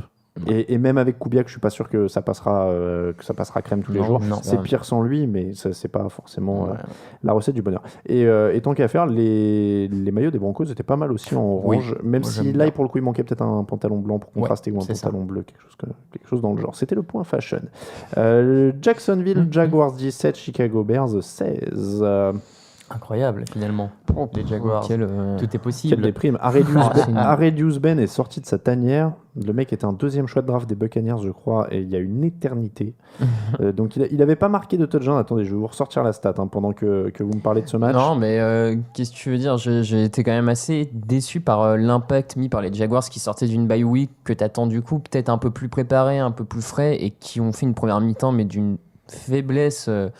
franchement abyssal. Ils reviennent à la fin de la fin, dans le dernier quart-temps, sur leur dernier drive. Bon, ok, ça passe devant Chicago. Mais non, mais c'est pas. Mais d'un point, quoi. Du coup, je pense que ça confirme quand même que du côté de Jaguars, un des gros problèmes, c'est le coaching. Mais oui, sauf que là, il s'est acheté du répit avec 2 victoires d'affilée. Donc, bon. Quelle victoire, quoi. Enfin, si on compare, franchement, les équipes en sont pas au même niveau actuellement, mais si on compare les Jaguars qui sortent de bye week aux Chiefs qui sortent de bye week, les Chiefs étaient préparés pour ce match. Mais Andy Reid est toujours bien dans les sorties de bye week. Non, mais. Et alors que tu vois que les Jaguars, ils y étaient pas et bon, bah voilà, quoi. Enfin. Ouais, mais c'est faible des deux côtés. Malheureusement, il faut 2 équipes pour faire un match de football. Et là. Ouais, mais eux t'attendent à ce que ils sont en progression, ils sortent de bye week, t'attendent à ce qu'ils rentrent dans les Bears et que les Bears aussi avaient gagné la semaine d'avant, donc t'aurais pu croire que les Bears allaient vouloir emballer le truc, mais manifestement. Brian Hoyer est encore à plus de 300 yards, Meredith est à plus de 113 yards à la réception, en 11 réceptions. Il y a des trucs du côté de Chicago presque. Il y a 2 sacs, je crois, pour Willie Young, il y a une interception pour Tracy Porter. Il y a des petits trucs, mais comme tu dis, les Jaguars doivent les exploser en théorie. S'ils étaient un minimum bien coachés, ça devrait aller beaucoup plus vite que ça. Moi je suis d'accord. Personnellement. Lions 31, Rams. On n'a pas la stat depuis quand il a marqué un touchdown. Alors, je pensais que tu cherchais, c'est pour ça. Je la demande et je vous mets un petit suspense. Ça faisait 5 ans qu'il n'avait pas marqué un touchdown. Pas mal. Depuis 2011, exactement. C'était avec les Buccaneers et il n'avait pas joué en match officiel depuis 2012. Comme quoi, il a eu le temps depuis cette saison. Il a eu le temps de s'entraîner. Il a que 28 ans, donc il était arrivé assez jeune. Détroit donc 31, Rams 28, victoire. Alors un match où ça s'est vraiment répondu. Touchdown pour l'un, touchdown pour l'autre, touchdown pour l'autre, touchdown pour l'autre, touchdown pour l'autre, blablabla, jusqu'au field goal de fin de match des Lions et le drive de la fin intercepté pour Case Keenum qui avant était à 27 sur 32, 321 yards, 3 touchdowns. Waouh. Matt Stafford est à 23 sur 31, 270 yards et 4 touchdowns quand même. Oui, Matt Il Stafford. est pas mal le matou depuis. Finalement, il fait une bonne oui. saison. Il y a cette histoire de libérer de Calvin Johnson. Il trouve ses cibles comme il veut. Et c'est pas complètement faux parce que tu regardes. 14 touchdowns, 4 interceptions Non, mais et il est 106 bon, hein. d'évaluation cette Ouais, saison. et que 4 interceptions. D'habitude, il en lançait un peu plus que ça. Moi qui croyais qu'il allait devenir le nouveau Jay Cutler, je suis presque non, déçu. Non, Ah, moi, bah, franchement, non. je trouve. Je trouve qu'il a toujours été plus haut que Jay Cutler. Il a toujours eu plus de enfin, volonté. Et plus de volonté. Et Et un meilleur il bras. paye, il a souvent aussi payé d'avoir une équipe pas forcément très bien construite autour de lui, d'avoir eu pas mal de problèmes. Là, et pour le moment, c'est vraiment le leader de cette équipe de Détroit, que ce soit en attaque ou en défense. Tu sens que ça passe. Enfin, non, mais. C'est pas Jim Galloway le leader. Bah non, mais voilà. effectivement. C'est Matt Stafford. Et il se débrouille vraiment bien, il porte cette équipe. Ça suffira pas pour faire pas mal de choses, mais en tout cas, ça suffit pour gagner des matchs contre des équipes de leur niveau. C'est pas si mal. Moi, j'aime bien ce qu'il fait quand même. Les Rams continuent d'avoir un jeu aux courses anémique, ou en tout cas très mauvais. Et c'est pareil, j'écoutais, je vous le dis, j'ai écouté le podcast Ligne Around the offensive, NFL, pas- mais qui disait ils ont voulu faire comme Dallas, c'est-à-dire dépenser beaucoup de drafts pour se construire Mais une ils ont ligne mal offensive. choisi. Sauf que eux, ils ont raté tous les choix. Bah oui. Ah, c'est compliqué. du Parce coup, qu'ils ont dépensé énormément aussi à la draft. Sauf C'est que Dallas a tapé juste à chaque fois, eux, ils ont tapé mauvais à chaque fois. Ouais, et c'est triste parce que, encore une fois, on avait vendu Todd Gurley comme un super joueur et je pense qu'il l'est parce qu'il l'a montré à une époque. Malheureusement. À une comme- époque sur 10 matchs, hein, l'an dernier, quoi. C'est Bah oui, bah justement. T'as mais- pas regardé ces matchs à Georgia aussi? c'est vrai. Ouais, voilà. Excusez-moi. Mais non, mais même, le gars a le talent pour être un des meilleurs coureurs, mais c'est juste que tu En peux tout- rien faire. En tout cas, je sais pas s'il a le talent, mais il a pas les résultats parce que du coup, les Rams sont la 28e attaque au sol de la ligue avec Ah oui. 80 yards de moyenne Non, par non, mais match. c'est terrible. C'est une des pires et c'est une énorme déception. En tout cas, moi, j'aimais bien et je me disais que ça pouvait peut-être apporter un peu d'espoir à ces Rams qui, à part ça, sont quand même en attaque pas flamboyants. Bah non, du coup, il n'y a plus rien. Il n'y a personne. Qu'est-ce qu'il nomme? D'accord, il avance, mais c'est ce qu'on disait tout à l'heure. Si c'est juste faire des petites passes. Eh bien, tu sais quoi, d'accord. Si les Rams restent les Rams, passons à la suite. Moi, je propose qu'on dise ça, non? Allez. Allez. Et sinon, juste une stat quand même. Golden Tate, 8 réceptions, 165 yards, 1 touchdown. Enfin sorti de ça. Enfin. Il continue de confirmer qu'il est un joueur en or, bien sûr. C'est pour ça que j'ai donné cette stat. On s'en est New England douté. Patriots 35, Bengals 17. Les Bengals se sont un petit peu accrochés. Puis ensuite, Ils ont Montez lâché. Burfict a été un sale mec et ils ont lâché. C'était donc une journée à peu près normale pour les Ouais. Bengals, Bengals, Panthers, tout Oui, ça, tous ces tout félins. ça, c'est voilà, des félins. Donc Andy Dalton, 21 sur 31, 254 yards, un touchdown. Et Tom Brady est à 29 sur 35, 376 yards, 3 touchdowns. Tranquille. Au calme. Et surtout, Rob Gronkowski, de retour à son meilleur niveau, cette réception, C'est vrai. 162 yards et un touchdown. C'est son record en carrière à Gronkowski et c'est le troisième meilleur résultat pour un. Non, c'est pas le troisième meilleur résultat, c'est le troisième joueur tight end à plus de 22 matchs à plus de 100 yards et c'est le troisième meilleur résultat pour un tight end.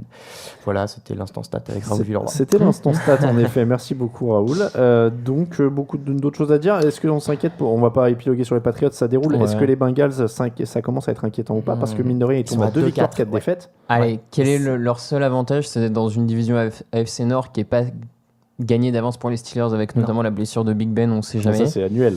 Ouais, Donc comme c'est ça annuel. relance le suspense. Disons qu'ils sont qu'à 2 matchs, qu'ils les ont pas encore rencontrés, donc on sait jamais.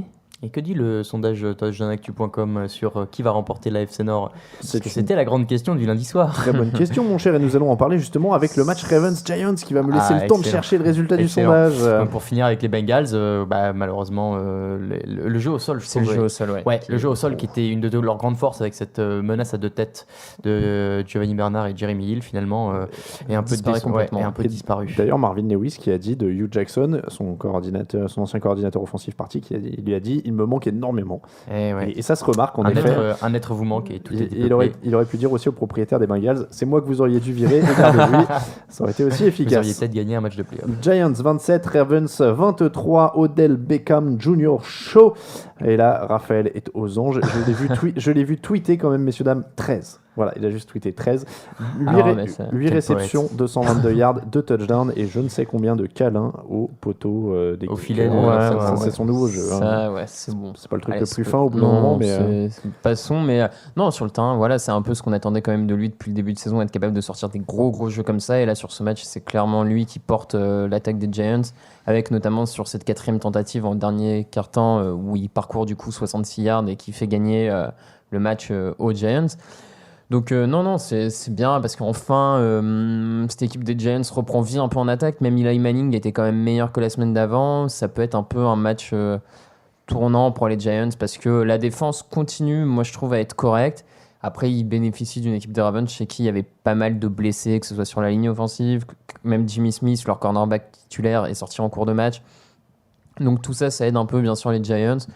Maintenant, c'est une victoire importante parce que les Giants sont tellement capables de perdre ce genre de match que voilà.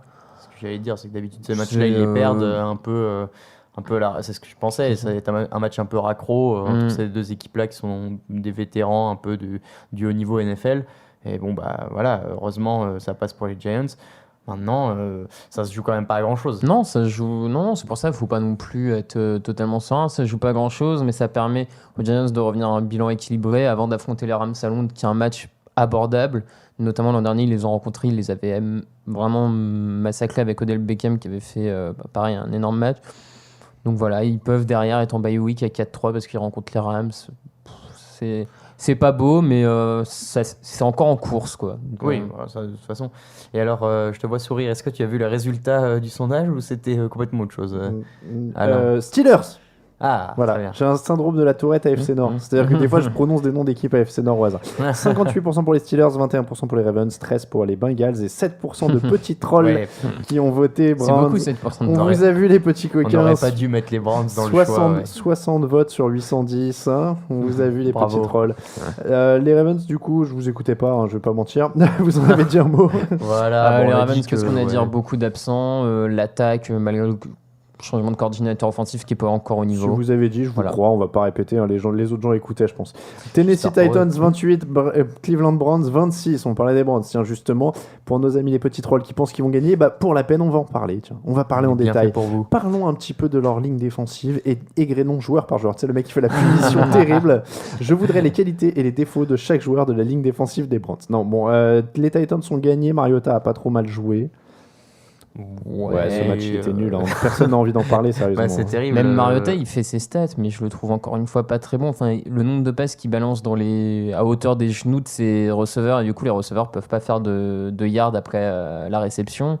Il y en a un bon nombre. Alors ça passe, le jeu au sol est toujours bon, et puis ils battent de 2 points les Browns, où il n'y a plus personne parce qu'il y a tellement de blessés. Alors, alors posons la question hebdomadaire, est-ce que les Browns vont finir à 0-16 ? Parce que pour moi, c'était le match à prendre. C'était le match. Ouais, ça commence à y ressembler. Là derrière, c'est terrible. Hein. C'était le match. Ça commence à... Donc là, il va vraiment falloir un match passage au travers d'une équipe d'en face, parce que le programme derrière, c'est Cincinnati qui va se refaire la cerise. Les Jets, peut-être. C'est vrai que les Jets, à l'heure actuelle, c'est pas, tellement au fond du trou. Derrière, il y a Dallas, Baltimore, Pittsburgh, Giants, Bengals, Bills, Chargers. Non, arrêtez de me regarder comme ça. Peut-être un contre les Bengals s'ils n'arrivent pas à redresser leur niveau de jeu, mais j'ai quand même du mal à y croire. Les Browns. Ouais, donc au mieux, ça fait pas mieux que 2 victoires, quoi. Au mieux du mieux. Hein. Falcons 26, on la refait. 1, 2, 3, 4. Pouf. Seahawks 26, Falcons 24. C'était un des très beaux matchs de la semaine aussi, d'ailleurs. On aurait pu le mettre dans nos grosses affiches de la semaine. Wilson a lancé 0 touchdown, d'ailleurs, mais il a plutôt été bon, 25 sur 37, 270 yards. Christine Michael a marqué, marqué 2 touchdowns, couru pour 64 yards. Voilà. Mais c'est d'avoir parlé des Browns et des Titans. Mais ça, j'ai voulu vous le dire tout à l'heure, vous faites les malins, mais c'est nous qui allons il prend l'antenne et anime une émission. Donc, non, je ne suis pas Yves, par contre, hein, je plaisante bien sûr. Donc, allez, enchaînons. Les Seahawks sont dominés pendant 3 quarts temps. Pendant le 3e, les Falcons ont marqué 3 touchdowns de suite. Ils sont revenus dans ce match, mais finalement, Seattle s'en est sorti en fin de match. J'ai envie de dire bon match pour les deux équipes, non ? Parce que les Falcons justifient quand même leur statut. Je suis totalement d'accord avec toi. Les Falcons prouvent que ça reste une très bonne attaque et une bonne équipe de manière générale du coup de ce début de saison. Ils vont jouer à Seattle en plus, donc c'était pas évident, ils sont pas loin de le remporter. Et les Seahawks se rassurent peut-être dans leur capacité à finalement rester les meilleurs et gagner le match à la fin, quoi. Ce qu'ils ont eu un peu de mal à faire l'an dernier. Et à contenir la meilleure attaque ou une des meilleures attaques de la ligue. Parce que il y a eu du super jeu défensif. Pendant 2 quarts temps, Camille nous a demandé de dire à l'antenne que Richard Sherman est un dieu. Donc voilà, c'est fait. Pendant 2 quarts temps, effectivement, Sherman mangeait à peu près tout ce qui se présentait face à lui pendant 2 quarts temps. Donc c'était. On a perdu à l'Inti, c'est terrible. Mais c'est ça de parler des Browns et des Titans. il est mort. C'est ce qu'on appelle un fou rire d'antenne, messieurs, dames. Terrible. Vous découvrez. On peut pas travailler dans ces conditions. Voilà. Qu'est-ce qu'on peut. Pourtant, c'est pas le match le plus moche. C'est super dur. Je suis... Oh là là. Allez, la fatigue. C'est bizarre. Ouais. Ah, mais je crois que je suis au bout du rouleau. Ça doit être la fatigue. Non, allez. Du coup, les Seahawks, c'était quand même pas mal de manière générale et sans. Bon, on va faire l'émission à 2, Raphaël. On va essayer de continuer. C'est bien, ça. On va s'entraîner pour ce week-end. Tout à fait. Je vais fermer mon micro. Ouais, on va faire ça. Crois, ouais. Ah, mais c'est beau. Attends, c'est le premier fou rire en 150 émissions. C'est quand même. C'est vrai que c'est beau. une belle performance. Je crois que je suis à Bundea en fait. Oh là là, non, mais... La vie d'un homme athée. Excusez-moi, j'ai travaillé depuis, je sais pas les dernières fois que j'ai eu un jour off. Demain j'ai encore un oufcast, tout ça, je sais plus. Je prends l'avion vendredi matin, je passe tout le week-end à Houston. Bref, c'est la belle vie. Je vous aime. Donc, messieurs, non mais vous savez pourquoi je ris en plus, et pour vous dire si je suis à bout de nerfs, il y a quand même un joueur des... Je peux pas pouvoir la dire. Il y a un joueur des... S'il pointe le doigt et Raphaël va le dire. Il y a un joueur... ça sera plus simple. C'est lequel? C'est vrai que t'as un problème avec les noms des joueurs aussi. D'accord. C'est le joueur des Falcons qui, à mon avis, s'appelle Toli Lolo. Ah, Yolo? Non, c'est Toli pas... Lolo. Il C'est s'appelle lui. Toi Lolo. Il s'appelle Toi Lolo. Voilà. Ouais, Lolo. Et dans ma tête, ça a fait un jeu de mots très bête et j'en ai ri Je suis un tout peu ça. déçu du coup.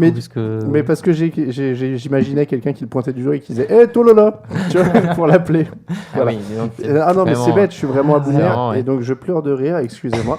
Oh. Et ça vous montre qu'on enregistre dans les conditions du direct et qu'on coupe rien. Effectivement. Et que du coup, c'est une boucherie cette émission, officiellement. Donc, vous avez dit tout ce qu'il y avait à dire du coup On va pas trop parler des Falcons. Est-ce qu'il y a une pénalité? Est-ce qu'il n'y a pas une pénalité? Bah, malheureusement, en fait, c'est toujours pareil dans ces trucs-là. C'est comme t'as tellement d'arbitres qui jugent ce truc-là. Il suffit que l'arbitre sur le moment prenne une décision et derrière ils vont discuter gna gna gna. T'as pas de quoi retourner. On laisse jouer en fin de match. Ouais, il y a aussi ça. Il faut privilégier le jeu. Je mets même à couper que sur les 16 matchs que vont jouer les Falcons cette saison, il y a un match où ça va tomber dans leur. Ça s'équilibre, c'est comme les penalties dans la Ligue 1. N'en déplaise à Monsieur Aulas, ça s'équilibre. Voilà. Très bien. Texans 26, Colts 23 en prolongation. C'était une purge. Les Colts ont mené, ils ont fini par perdre. Est-ce que du coup la AFC Sud est jouée? Pas loin, ouais, c'est ce qu'on disait avant le match, c'est que si les Texans l'emportent, là ils prennent beaucoup d'avance. Ils prennent beaucoup d'avance sur les Colts, mais au final. Sur il y a qu'un match de retard. Enfin, les Jaguars ont qu'un match de retard. Et quand on voit ce que les. Ouais, mais quand on voit ce que les Texans font pendant 3 quarts temps. Moi je veux bien, mais. Il y a un truc positif pour les Colts, c'est que Andrew Luck n'a pris que 2 sacs. C'est déjà bien. Et ça, c'est un énorme progrès. On parlait du jeu au sol aussi avant le match, dans la preview. Lamar Miller est à 149 yards. Ça a joué énormément, évidemment. Parce que. Mais Frank Gore aussi du côté des Colts, donc finalement. Non, mais pour une fois, les Colts, je trouve, sont pas si mal que ça pendant 3 quarts temps. Et puis, ils ont un 4e quart temps où leur défense craque complètement et permettent encore à Brock Osweiler de s'en sortir. Et tout le monde est en train de dire une star, oh là là, il fait vraiment son meilleur match de la saison. D'accord, les gars, mais. Toujours moyen. On termine avec les Cardinals 28, les Jets 3. Oui, on enchaîne un petit peu, messieurs. David Johnson, voilà. David Johnson et Ryan Fitzpatrick. Non, mais qui lance qu'une interception. C'est beau, une seule interception. C'est pas mal. Et des crampes pour Carson Palmer. Oui, alors lui, il va vraiment falloir qu'il arrête, parce que s'il a des crampes, il a mis Carson Palmer. C'est ça. On passe au top et au flop.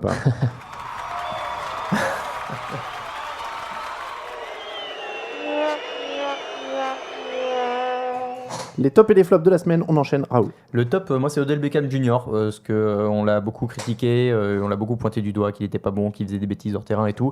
Et là, il répond de la meilleure des manières sur le terrain, 220 yards. Merci, bonsoir. Un Odell Beckham, 2 Odell Beckham. Non. Moi, alors c'est dingue, mais les Chiefs, parce que Je trouve que pour une fois, avoir une équipe qui fait pas de perte de balle, une seule pénalité, qui est sérieuse et tout, de temps en temps, en NFL, c'est beau aussi, quoi. Ça m'a enthousiasmé quasiment de voir des Chiefs propres. Mon top. Voilà, c'est réglé, c'est simple, c'est efficace. Non, mais pas lui en particulier, mais les Redskins qui ont réussi à pas plonger, ce qui aurait été quand même un de leurs vices avant. C'est vrai. Le flop, Raoul. Mon flop, c'est cette histoire de célébrations excessives qui sont sanctionnées d'un flag. Et ça, tout le monde en parle et on fait un pataquès là-dessus. Alors que ça devient vraiment n'importe quoi cette saison. Oui, mais déjà elles sont sifflées pour rien. Et en plus, tout le monde du coup en parle et entretient le truc. Et du coup, derrière, je pense que les arbitres se mettent une pression de dingue et se disent ça, je vais la siffler parce que sinon, foutez-leur la paix. S'ils veulent mimer un lancer franc. Je comprends le lancer franc était assez je comprends pas pourquoi on en est arrivé à ce point-là là, maintenant. C'était sympa quand Graham Dunkel, des trucs comme ça. Il y avait et là, les gars font pas des doigts d'honneur au public, enfin c'est bon, je vois pas comment les mecs en face peuvent mal le prendre. Mais c'est fou parce que la NFL a pas l'air de se poser les bonnes questions quand ils voient les audiences qui descendent, quand ils voient des choses comme ça. Je suis bien d'accord. Ils renforcent le côté qui repousse tout le monde. Donc c'est vrai que tiens, je partage ton flop. C'est une manière de cacher que j'en avais pas. Raphaël, j'en ai un autre pour toi si tu veux. Après. Le match Jaguars-Bears qui était d'une nullité assez impressionnante. Et, au moins c'est clair. C'est trop d'équipes en NFL peut-être. Franchement. Très bon débat. J'ai ton flop du coup Alain parce que j'avais cherché pour toi. Rob Gronkowski. On va croire qu'il fait mieux. Merci. J'ai pas trop aimé Rob Gronkowski. Alors il y a deux choses. La première fois qu'il va s'embrouiller avec Burfict après le plaquage dans les genoux. Ok, il va défendre son pote. Bon, ça c'est normal. Sauf que le truc qui m'a énervé, c'est que l'action d'après, il y a une deuxième passe réceptionnée et là il y retourne et là vraiment il va vers lui, il marche vers lui en lui parlant, en pointant du doigt. Mais il a raison, il le provoque. Il sait que l'autre il est complètement idiot et qu'il va se faire sortir. En l'occurrence, ça n'a pas marché. Et pour le coup, je l'ai trouvé. Enfin, j'imaginais au-dessus de ça, Gronkowski. Pour moi, c'était un mec plutôt intelligent dans le jeu. Je me désolidarise de toi. Rob Gronkowski ne sera jamais mon flop. Moi, sur ça, il l'est. Je ne suis pas humainement équipé pour mettre Rob Gronkowski en flop. Je suis désolé. On fait pas l'autre page de la scène ? Ah non, c'est à la fin. Ah, pardon. Le micro est allumé. Ah oui. J'aime bien, c'est qu'il voit que le micro est allumé et il dit quand même pardon. Non, mais Camille n'est pas là. Oui, mais le jingle est court, alors j'avais laissé le micro ouvert. Pardon. Bon, c'est pas grave, t'as pas dit tout ce que tu pensais. Et là, j'ai pas dit que j'en avais trop marre de ce site. Insérer ici un nom, tu sais. Non, mais ça va, t'as rien dit sur lui. Allez, les questions de la semaine, c'est parti. Pensez-vous que Jerry Jones aurait dû acheter un hélicoptère plutôt pour son équipe au vu de son début de saison? C'est Wolfman qui nous demande ça. Je sais pas ça a l'air d'avoir un impact positif. Je sais pas s'il sert beaucoup à l'équipe. Très honnêtement, je pense que c'est surtout pour son usage perso et quelques petites urgences. Je crois les coachs et ce genre de choses là. Peut-être qu'il emmène les meilleurs joueurs faire un tour pour les récompenser. Peut-être. Tiens, vraie question, je la rajoute en dérivant. Prescott garde le job ou pas du coup maintenant? Parce que je trouve que ce match il change la donne. En tout cas pour moi, je commence à me dire de plus en plus si le mec arrive au moment où Romo s'y revient, il y a 6 ou 7 1 Brady Bledsoe s'il y a 6 ou 7 il y a 7-1 franchement. Mais moi ça fait 2 semaines que je dis qu'il faut qu'il reste donc je vais pas dire non maintenant. Voilà, c'est tout. Je ne sais plus. Non mais c'est vrai. Et on reproche à Prescott d'être uniquement un game manager, mais sur ce match-là, il est pas game manager, il va la chercher la victoire. Donc il est aidé par Elliott, il est bien aidé par Elliott, il est bien aidé par la ligne, d'accord. Mais j'ai l'impression que c'est quand même lui qui est aussi à l'origine de tout ça, qui a une bonne connexion avec Elliott et qu'il comprend comment marche cette équipe et c'est lui qui fait avancer le truc. Il y a une superbe question de Blue Normand qui nous demande, alors on est désolé, encore une fois il n'y a pas de tirage au sort, c'est moi qui les ai devant l'écran et j'en prends au hasard. Blue Normand nous demande, petit dilemme, vous êtes le nouveau head coach de la nouvelle franchise de Californie qui se nomme Playboy puisque vous avez comme propriétaire Hugh Hefner. Comme tout propriétaire qui se respecte, il vous impose de faire jouer ses amis, à quel poste les mettre? Arnold Schwarzenegger, Sylvester Stallone, Jean-Claude Van Damme et enfin Chuck Norris. J'ai révisé ça. Merci à vous et bonne continuation. Chuck Norris c'est obligatoirement le quarterback, non? Non, moi je voulais le mettre punter, je trouvais ça marrant. Le roulement d'œil de Raphaël. C'est pas très radio. Vous savez, c'est pas très radiophonique, mais le visage de Raphaël dit beaucoup de choses. C'est bien problématique.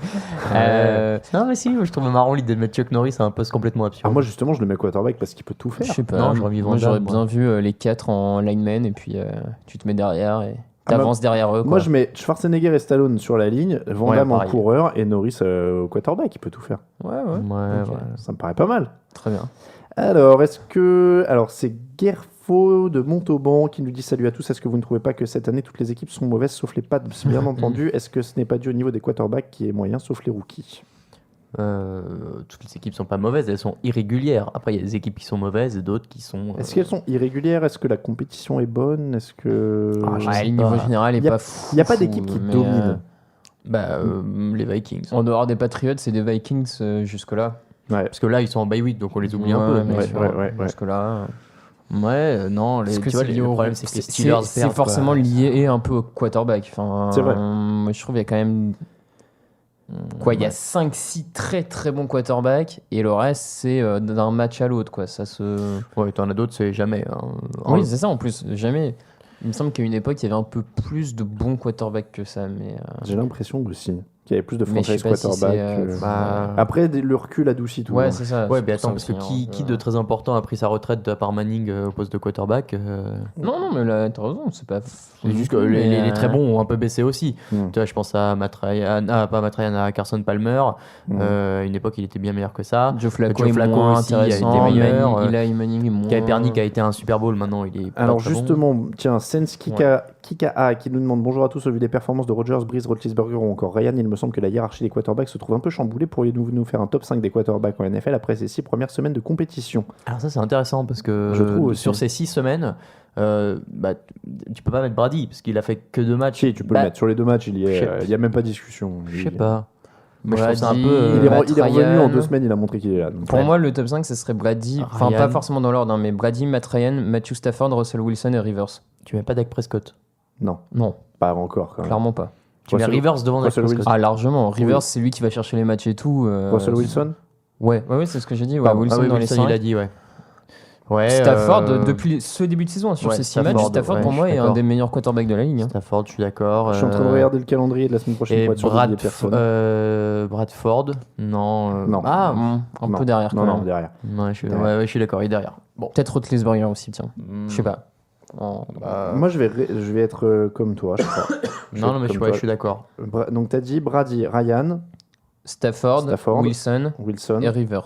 et Rivers. Même pas Derek Carr. Non. Ouais, je sais Il a- pas. il a fait- il a Carr, fait deux, trois belles fins de Roethlisberger. match, Ça se discute avec Rivers, Roethlisberger, Carr, on va Ouais, dire. d'accord, Le ouais. 5e spot, on va dire. Il y a à une ce wild niveau-là. card. Il y a une wildcard en effet dans notre top. Allez, hop, question. Tac, tac, tac. Voilà, je fais du scroll. Tac, tac, tac.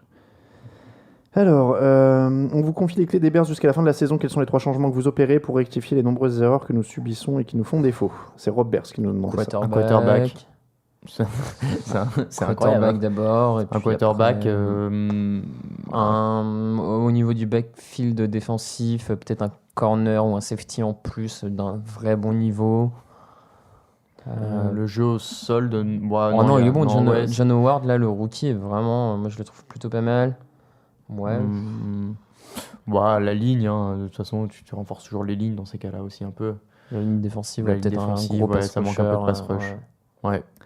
Question, alors je crois, d'un supporter des Falcons un tout petit peu aigri qui nous demande: la NFL fait-elle tout, ou au moins le plus possible, pour que les Seahawks ne perdent pas à domicile, sachant que le 12e homme est un produit marketing à lui tout seul et qu'il serait dommage qu'il perde sa réputation, parce que c'est pas la première fois quand même. Pourquoi pas? Coïncidence? Je ne suis pas sûr. Mais Voilà, on va juste dire ça, oui. Sachant que la Ligue a tout fait pour que Peyton Manning parte à la retraite avec un titre, qui sait? Eh oui, Qui c'est sait possible dans ce monde Qui d'Illuminati. sait? Non, mais sérieusement, Non, je faut crois peut-être pas. pas aller jusque-là. Il y a forcément un peu l'arbitrage maison qui joue, mais c'est pas dans tout le sport, c'est pareil. On parle beaucoup en NBA du vide immense que laisse le départ à la retraite cet été de Kobe Bryant, Tim Duncan et Kevin Garnett. Avez-vous l'impression que Peyton Manning manque à la NFL cette saison? Moi, je vais dire non. Non. Je suis pas d'accord. Non, mais C'est vrai il manque la personne, mais il manque pas le joueur. Est-ce que tous les dimanches, tu dis oh là là, c'était mieux avec Peyton Manning? Moi, je pense pas à lui le dimanche. Moi, hein. franchement, le fait ça me fait bizarre de pas le voir jouer sur le terrain. Voilà, je De pas voir son numéro Violent. 18 et tout, non, je suis pas, je suis moi, pas je- d'accord. je te Les rejoins. Oma et tout, moi je trouve ça fait partie Mais- du. Oui, mais t'y penses? Moi, je Ah, l'oublie. moi, ouais, honnêtement, ouais. Ouais, avec le recul, moi je me dis, je suis content d'avoir pu voir des matchs de Peyton Manning. Oui. Mais c'est tout. Tu vois, ça va pas. Je me dis pas, qu'est-ce que c'est dommage qu'il soit parti, parce que heureusement qu'il est parti. Ouais. Franchement. Alors là, pour le coup, ce qu'il donnait, moi, je suis jamais dans la nostalgie pour ces trucs-là. Donc, Non, moi non plus. Il y a- Non, après, c'est pas de la nostalgie, mais enfin. Non, mais c'est Je sais passé. pas. Tu vois, je regarde ce qu'il y a là. Et, Tu vois, on compare je- avec Garnett, Bryant et Tu vois, Duncan. Je trouve que c'est plus dommageable pour la NBA que eux partent. Mais tu vois, alors pour le coup, suivant l'NBA, je regarde déjà ce qui va se passer avec les Warriors et les Cavaliers et je pense déjà plus à eux. C'est peut-être perso hein, pour le coup, mais dans le sport, je suis pas dans le. Je suis pas dans le délire. Il y a des départs à la retraite qui me touchent plus que d'autres. Et Dieu sait que j'adore Tim Duncan. Quel est l'impact, mine de rien, du fait qu'on n'est pas américain là-dessus? Est-ce que les Américains ressentent pas plus le départ de Peyton Manning parce qu'il est beaucoup plus médiatisé? Peut-être, parce que, par exemple, il est toujours dans toutes les pubs en même temps. À chaque mi-temps. Oui, mais nous, on voit juste un jour par semaine, tu vois, ces pubs Peyton Manning. Les Américains en sont sûrement plus abreuvés. Et alors qu'un Kobe Bryant, comme le basket est quand même plus médiatisé en France, enfin pour un Français, je pense que c'est possible. Il connaissait plus Kobe Bryant, il y a plus d'impact. Je me demande peut-être que le regard américain n'est pas le même sur cette question, tu vois, je sais pas. Peut-être. Point de vue très intéressant, monsieur Masméjean. Question d'Iago 2003. Salut la communauté Touchdown Actu, dilemme attaque-défense. Si vous deviez choisir entre la ligne offensive des Cowboys contre la ligne défensive des Broncos, je prends la ligne offensive des Cowboys. Moi aussi. Défensif des Broncos. On va dire front 7 alors, hein, parce que là il y a marqué DL des Broncos, mais front 7 des Broncos. Ouais, enfin front 7 contre line. Von Miller il est linebacker, donc c'est pour ça que j'ai élargi le propos. Oui, ah ouais, mais s'il n'y a pas de Von Miller dans le lot, je prends les Cowboys. Il n'y a pas Von Miller. Mais non, parce que attends, sinon tu fais 7 contre 5, c'est plus facile d'aller chercher. Le trio Brady, Gronk, Edelman contre la défense aérienne des Seahawks. Brady, Gronk, Edelman. La défense ils ont gagné le Super Bowl contre eux. Ouais, non, c'est sûr. Martellus Bennett contre Michael Bennett. Martellus. Ça se discute. Hein. Michael. Martellus sur ce que je vois cette saison. Michael. Ken Wisenhunt contre Rob Bryan. Rob Bryan. Ah, tu prends pas Ken Wisenhunt. Attaque des Giants contre défense des Chargers. Défense des Chargers. Attaque des Giants.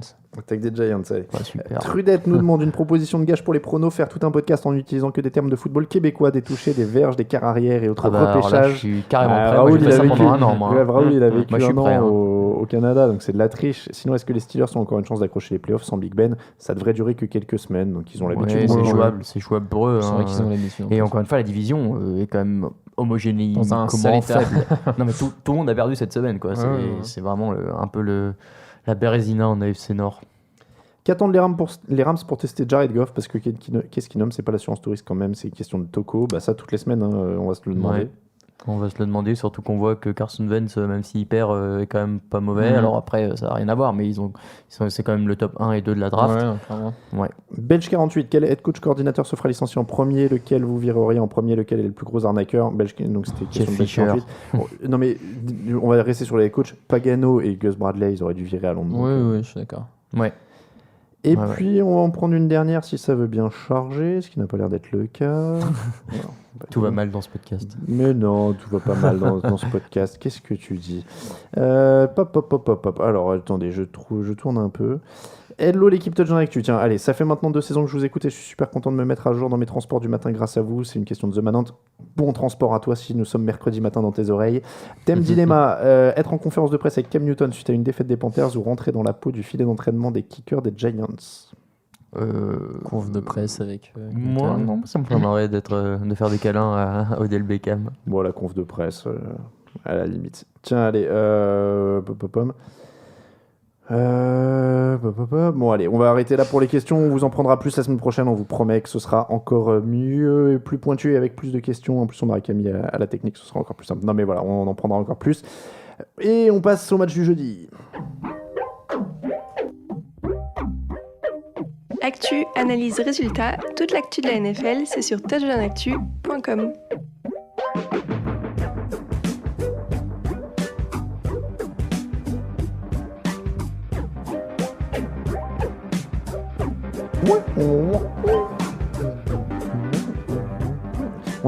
Un petit coucou encore à Camille Saraben, notre ingé son qui n'est pas là mais qui aime bien puisque c'est le générique de BoJack Horseman qu'il aime bien.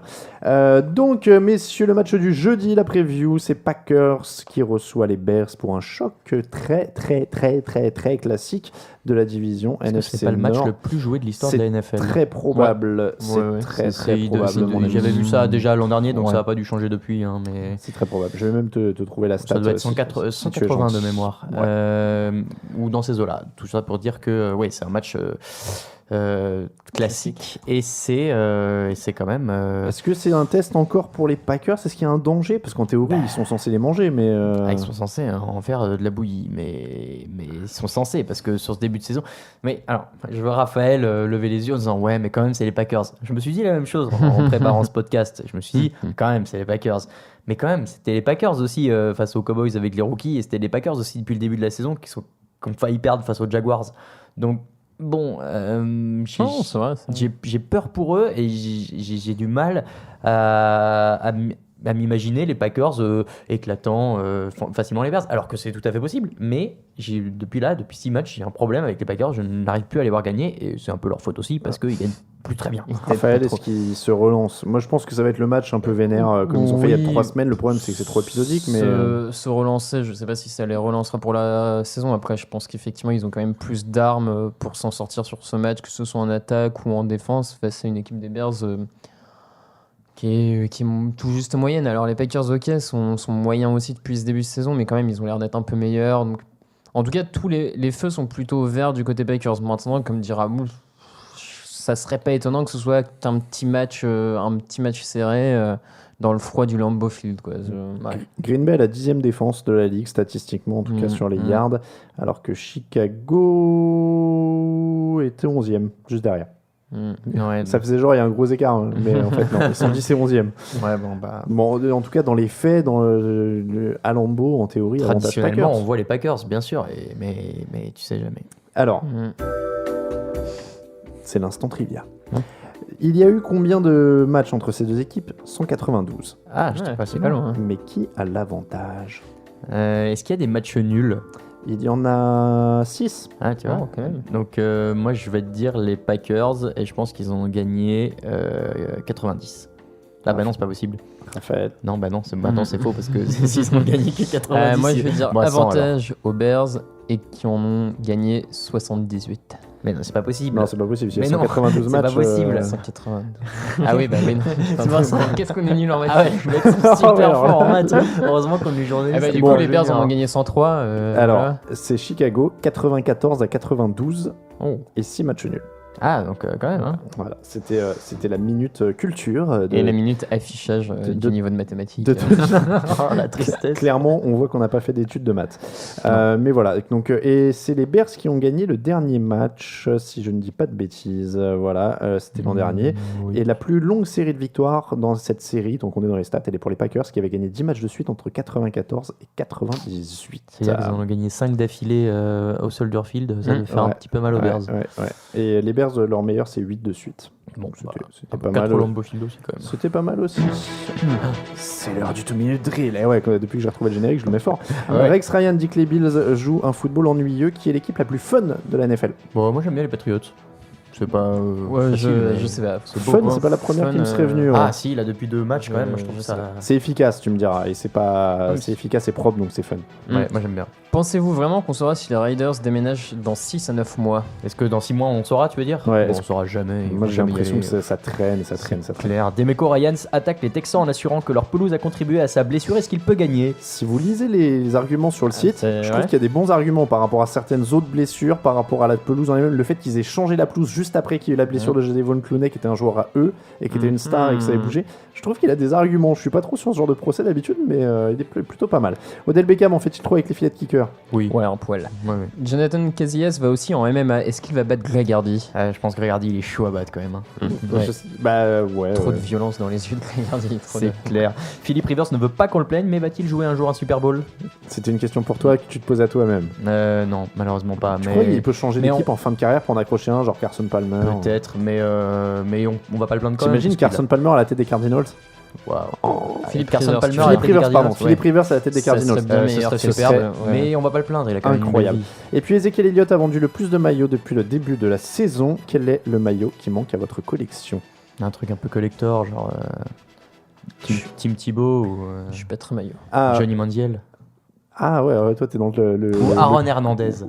Oh là Il n'est là. même Ah plus ouais, toi, vendu. t'es Non, dans mais qui n'est même plus vendu. Ah ouais, Lui, t'es il est dans le dans le trash. lot, là. Non, mais non, mais attendez, je suis dans le trash. Moi, on parle de maillot collector, il n'existe plus, il n'est plus Ouais, disponible nulle d'accord. part. On te le remboursait à Ah, l'époque. là, le maillot O.J. D'ailleurs- Simpson Ouais, c'est ça. qu'il a mis le joueur. C'est ça. D'ailleurs, le Greg Hardy, il me tente bien. Hein. J'ai mis l'option dessus sur eBay. Non, mais ça suffit maintenant, vous me prenez toujours pour un malade mental, mais pas Bah, du tout. attends, on te demande le maillot. Moi, je croyais que t'allais me dire un joueur qui te fait rêver de légende. Le mec me sort que des cas bah, sociaux. moi j'en sais rien, moi, pose des questions autrement. Bah, Oh. attends, si tu la Problème de comprends comme ça, rédac. Mais non, mais problème de ligne quel- éditoriale. quel maillot Aïe, aïe, manque aïe. le plus à votre collection Oui, mais Je qu'est-ce que pouvais t'entends par là Marshall Falk, Rams 99. Ah non, voilà. bah d'accord. Bah, même moi, bon, bah, dans ce cas-là, j'en sais rien. Bah, Peyton Marshall- Manning, non voilà. Je Marshall- viens à Peyton Manning des Colts 2006. Marshall Falk, Rams 99. Voilà. Raphaël, non. Je suis pas maillot. Non. Non, Bon, je suis pas même pas maillot. un petit. Un petit Eli Manning. Bah, Eli Manning, suis là, pas il très m'avait maillot. forcé à le porter la première année Ouais, du podcast. c'est vrai. Ça remonte. Triste. Ça remonte très très loin. C'est comme ça que se termine le podcast Touchdown Actu numéro 147. Merci à vous de nous avoir suivis. On vous rappelle qu'on sera aussi là jeudi pour une émission qui va présenter tous les matchs de la semaine. On vous rappelle surtout que le podcast Touchdown Actu du mardi vous est présenté par le Hard Rock Café Paris qui fait des soirées NFL tous les dimanches à 19h avec le Red Zone et un écran géant et des wings à volonté et plein de choses. N'hésitez pas à y aller. Dites que vous venez de notre part. Ça fera pas de réduction, mais ils seront contents de le savoir. C'est vrai.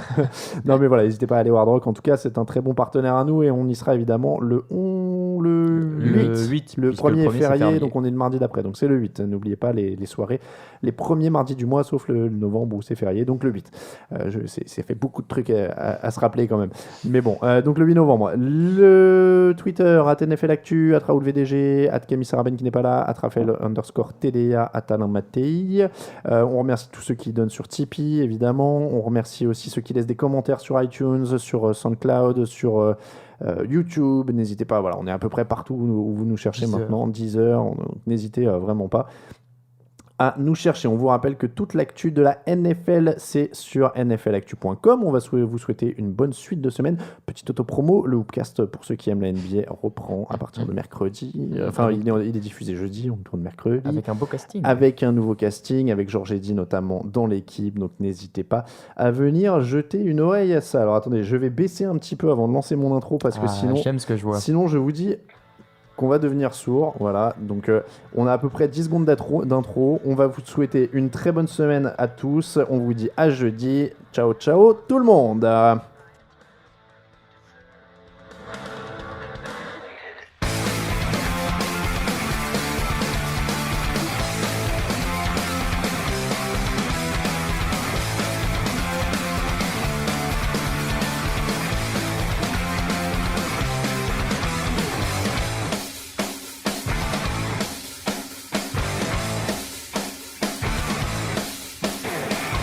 I get my kicks and I